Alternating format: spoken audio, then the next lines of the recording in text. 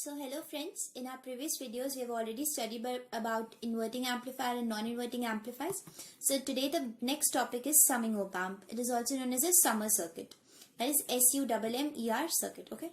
Now the basic applications have already written it above that it is employed in analog computers and it is used to add AC or DC signals both. It doesn't only need AC signal to add and doesn't only need DC signal, but it can work on both. What does the main approach of summing circuit basically means? It basically means that it adds up the signals at the input terminal and results the output as the addition or the sum of the signals at the input terminal.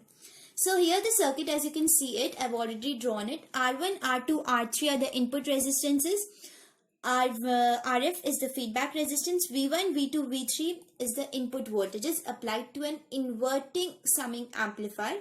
Why it is inverting? Because the feedback is given to the inverting terminal. You can see that the feedback from the output V0 goes to the Vx terminal. Now Vx terminal is known as the virtual ground position.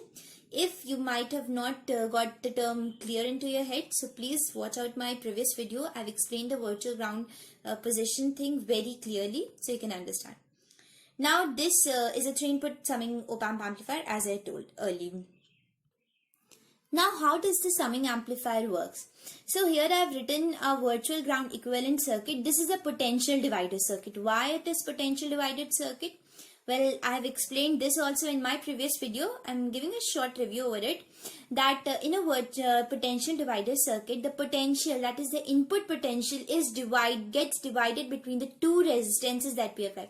That is the feedback and the input resistances. You can see here that V1, V2, V3 are the input voltages, and R1, R2, R3 forms a parallel configuration at the input side. And with RF it forms a potential divider circuit. In the potential divider circuit, I've already written Vin is equal to 0 volt. Because of virtual ground position, no current flows through the input terminal and through that virtual ground position, and hence it gives 0 volt. RF is the feedback resistance. The output is obtained between the pins between these two, that is RF and the ground level, to which V1, V2, V3 are connected. Now in the above circuit, I've already told you that I've already mentioned it that the non-inverting terminal is grounded. That is, no current flows through it. No voltage is applied to it. And the basic difference between virtual ground and actual ground position is that in actual ground position, infinite amount of current flows, and in virtual ground position, no amount of current flows through it. In the previous lecture, I've also mentioned how we calculate the general expression and how it is calculated. I've written here V0 minus Vin divided by RF is equal to Vin divided by Rn. Now this concept comes from the point is that from the fact that I've already shown here that IF is the the feedback current which goes from output to the input side. So the direction is from output to input, and here In represents the whole summation of the input current from R1, R2 and R3. So the general expression says V0 minus 0 divided by RF. Why 0? Because Vn is equal to Vx. At the input side, the virtual ground position gives a 0 volt because no amount of current flows through it. I've already written here Vn is equal to Vx because no current flows due to virtual ground, is equal to Vn divided by Rn. Now V0 is equal to minus of RF into Vn divided by Rn. Now this gives the general expression. You might be wondering why the minus sign. Minus because the feedback is given from the output to the inverting terminal, and we know that in the inverting terminal the gain is always negative. Why the gain is negative?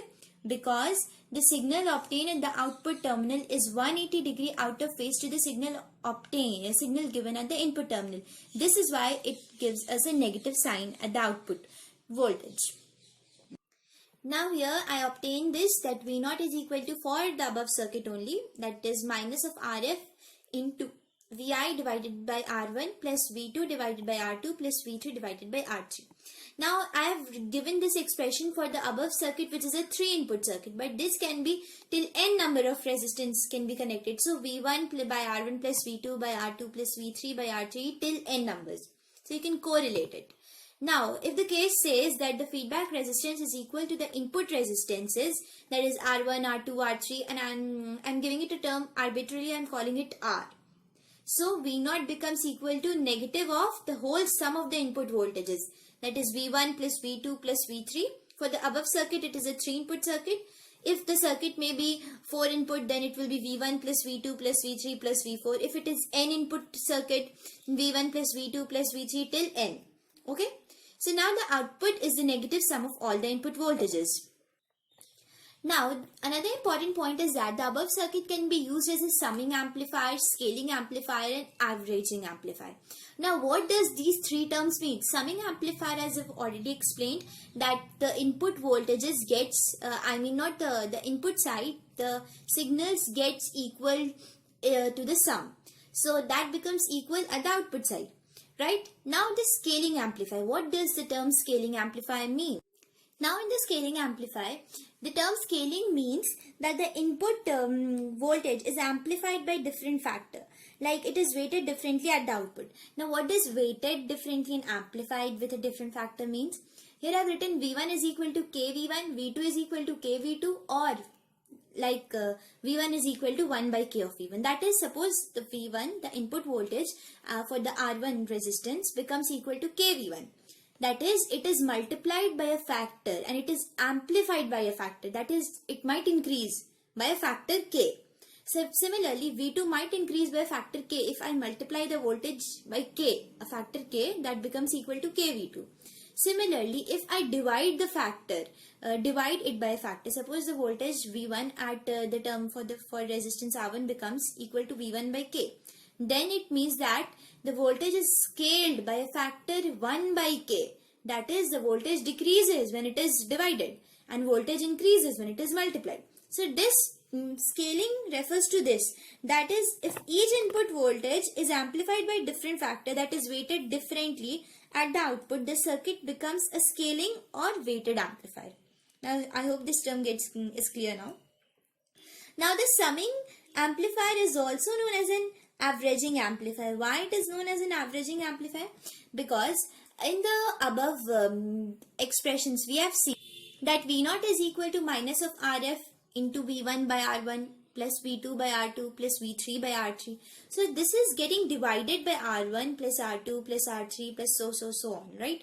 So this means averaging. So we know that for n number, suppose I have to add 6 numbers. Then I'll add those 6 numbers and to get the average I'll divide it by 6, right?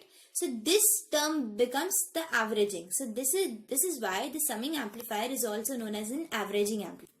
Now another important term is that the Opamp summing amplifiers are also called mixer circuits, right? Now one of the advantages of inverting Opamp mixers is that the above circuit is an inverting Opamp, as I've said earlier. So what is the advantage is that there is no interaction between the inputs. The inverting input is a virtual ground and this prevents one input signal from appearing at the other input signal. So this is a very important advantage of the Opamp summing amplifier and why it is called as mixer. Now for the averaging amplifier. So you might be wondering how we can obtain this averaging amplifier. So the circuit can be obtained as an averaging circuit by a simple modification, and the modification required is only that R1 should be equal to R2 should be equal to R3, and this can be equal to n number of inputs, which is equal to R. Suppose we say it R. Now another important thing is that the gain of the amplifier should be always equal to 1 for an averaging amplifier. So that that making gain equal to 1 over the number of inputs becomes equal to RF divided by R is equal to 1 by N, where N is the number of inputs. Now this summing or averaging amplifier can be designed in non-inverting configuration also. The only point to be remembered is that there should be the appropriate values of resistors RF and R1 can be selected, and it is a mandatory thing, right? Now here I've also written that, for example, V0. So for averaging I've already told it earlier, and in the previous just previously I've told that, for example, V0 can be equal to negative of all the sum of the voltages, input voltages, divided by the number of the voltages applied. And so this gives us the average value of the output. Well, this configuration is not very important. The main important part is the summing amplifier. that has to be done very appropriately, that you have to take out the output voltage required by the summing amplifier, and why it is called a mixer circuit, and why the above circuit can be used as a summing amplifier, scaling amplifier, and averaging amplifier. The circuits are not very useful for scaling and averaging amplifier. What basically matters is, you must know the concept of a summing amplifier and why it is needed and where it is needed and what is the benefit of that circuit.